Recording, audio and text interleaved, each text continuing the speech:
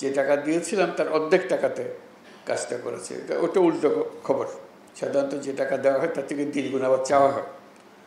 এটা যা দেওয়া হয়েছিল তার অর্ধেক ব্যবহার হয়েছে। এই অর্ধেক টাকাতেই 300 ঘর তৈরি হয়েছে। এটাও একটা আনন্দের খবর। আমরা সেনাবাহিনীর যারা এই কাজে নিয়োজিত ছিলেন, এটা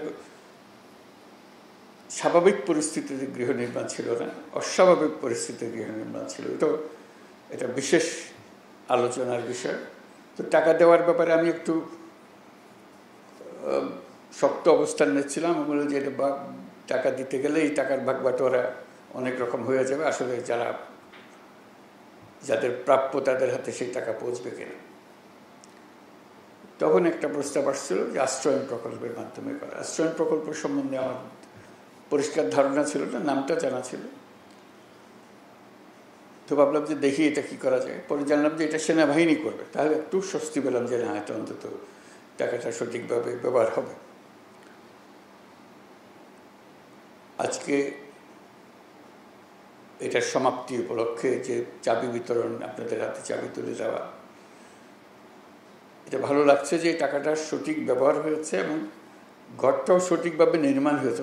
অনেক সময় টাকা ব্যবহার হলেও গুণগত মান ঠিক হয় না। আজকে গুণগত মানের ব্যাপারেও আশ্বস্ত হলাম এবং টাকাটা যে ব্যবহার হয়েছে, আমরা যে টাকা দিয়েছিলাম তার অর্ধেক টাকাতে কাজটা করেছে। ওটা উল্টো খবর। সাধারণত যে টাকা দেওয়া হয় তার থেকে দ্বিগুণ আবার চাওয়া হয়। এটা যা দেওয়া হয়েছিল তার অর্ধেক ব্যবহার হয়েছে।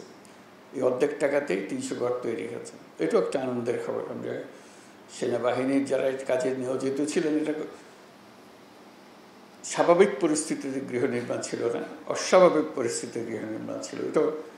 এটা বিশেষ আলোচনার বিষয় যে এর মধ্যেও গুণগত মান ঠিক রাখা, জিনিসপত্র হাজির করা। ঘর নির্মাণ করতে হলে তো অনেক জিনিসের সমাবেশ করতে হয়। এটাও কঠিন ছিল। রাস্তাঘাট বন্ধ ছিল, চলতে পারছে না, ব্রিজ ভেঙে গেছে, রাস্তাঘাট ভেঙে গেছে, এর মধ্যেই কাজটা করতে হয়েছে। আজকে যে ছবিগুলো দেখলাম তাতেও ভালো লাগলো, যেটা সুন্দর বাড়ি হয়েছে। তা আমরা সবার পক্ষ থেকে সেনাবাহিনীকে অশেষ ধন্যবাদ জানাচ্ছি। এই বিপদের দিনে তারা আমাদেরকে আশ্বস্ত করতে পেরেছে এবং আজকে পেছনে ফিরে তাকানোর সময় আমরা বুঝতে পেরেছি যে এটা চমৎকার কাজ হয়েছে। ভবিষ্যতে এরকম দুর্যোগের সময় তাদেরকে আমরা কাছে পাবো, আমাদের ভরসার স্থল হবে, যে আমরা জানবো যে সেনাবাহিনী এই কঠিন কাজ, এই কঠিন পরিস্থিতিতে সঠিকভাবে আমাদেরকে করে দিতে পারবে। এবং যারা এই কাজে সরাসরিভাবে নিযুক্ত ছিলেন, স্থানে কাজ করেছেন, তারা হয়তো আজকে উপস্থিত নাই, তাদেরকে আমরা সবার পক্ষ থেকে ধন্যবাদ জানাচ্ছি। যে যেখানে আছেন, আমরা অশেষ কৃতজ্ঞ। এই দুর্যোগের দিনে আপনারা সামনে এগিয়ে এসেছিলেন এবং সুন্দরভাবে এই বাড়ি নির্মাণ করে দিয়েছেন। তো কাজে এটা একটা ছোট্ট প্রকল্প,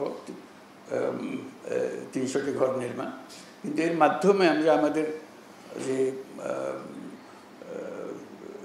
সঠিকভাবে কাজ করার, একত্রে কাজ করার, দুর্যোগ মোকাবেলা করার এবং সৎভাবে করার যে দৃষ্টান্ত স্থাপন করলাম, এটা আমাদের সবাইকে উদ্বুদ্ধ করবে। এটা আমাদেরকে বড় লেসেন, আমাদের জন্য বড় প্রাপ্য। সেনাবাহিনীর কাছে আমরা সেটুকু ধন্যবাদ অবশ্যই দেব যে আমাদের এই দৃষ্টান্ত স্থাপন করার জন্য। ফেনী, কুমিল্লা, নোয়াখালী, চট্টগ্রামের বন্যা দুর্গত পরিবারসমূহের পাশে দাঁড়াতে পেরে আমরা সত্যি আনন্দিত। আমি জানি গত বন্যার পর থেকে আপনারা অবর্ণনীয় কষ্ট জীবনযাপন করেছেন। দেশের সরকার হিসেবে এই দুঃসময়ে আপনাদের পাশে থাকা আমাদের নৈতিক দায়িত্ব, মানবিক দায়িত্ব ছিল। সেজন্য গত বন্যার ভয়াবহ পরিস্থিতি সামনে ওঠার সাথে সাথেই সরকার আপনাদের জন্য বসতবাড়ি নির্মাণ করে দেওয়ার পরিকল্পনা গ্রহণ করে। এই পরিকল্পনা বাস্তবায়নের জন্য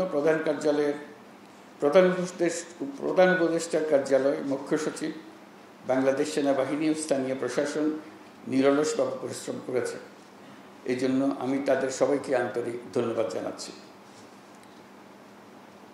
এর মাধ্যমে যারা বাড়ি পেয়েছেন, আজকে যাদেরকে দেখলাম, যারা চাবি গ্রহণ করেছেন বাড়ির, তাদের সবাইকে অভিনন্দন জানাচ্ছি যে আপনাদের এই দুর্দিনে আপনাদের পাশে থাকতে পেরে আমরাও স্বস্তি বোধ করছি যে আমরা আমাদের দায়িত্ব পালন করতে পেরেছি। এই বাড়িটি আপনার একটি অবলম্বন, মাথা গোঁজার একটা জায়গা। এখানে আপনারা পরিবার পরিজন সন্তান সন্ততি নিয়ে বসবাস করবেন। যেহেতু এখন মাথা গোঁজার মতো একটা ব্যবস্থা হয়েছে, এখন একই সাথে আপনাদের সন্তানদের উন্নত ভবিষ্যৎ গড়ে তোলার দিকেও নজর দিতে হবে।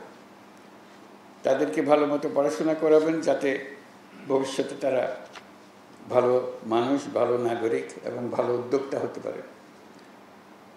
দেশের মানুষ আপনাদের পাশে দাঁড়িয়ে যে সাহস জুগিয়েছে, সেই সাহস সবসময় মনের মধ্যে ধারণ করবেন এবং দেশের মানুষ আপনাদের সঙ্গেই থাকবে। এই সহমর্মিতা দেশের সকল মানুষের মধ্যে এবং সকল প্রজন্মের মধ্যে ছড়িয়ে পড়লেই আমরা একটা সাহসী এবং স্বনির্ভর জাতি হিসেবে গড়ে উঠতে পারব।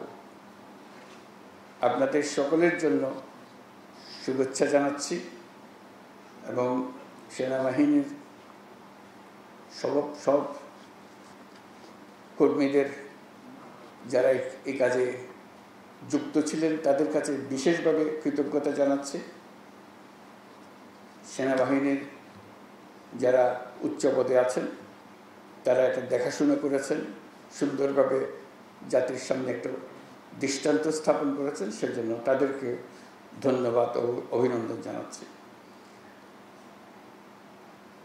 এই প্রকল্প বাস্তবায়নের জন্য নিয়োজিত জেলা প্রশাসনকে, সেনাবাহিনীর 24 ও 33 পদাতিক ডিভিশনের সবাইকে আন্তরিক ধন্যবাদ জানাচ্ছি। সবাইকে ধন্যবাদ। আল্লাহ হাফেজ।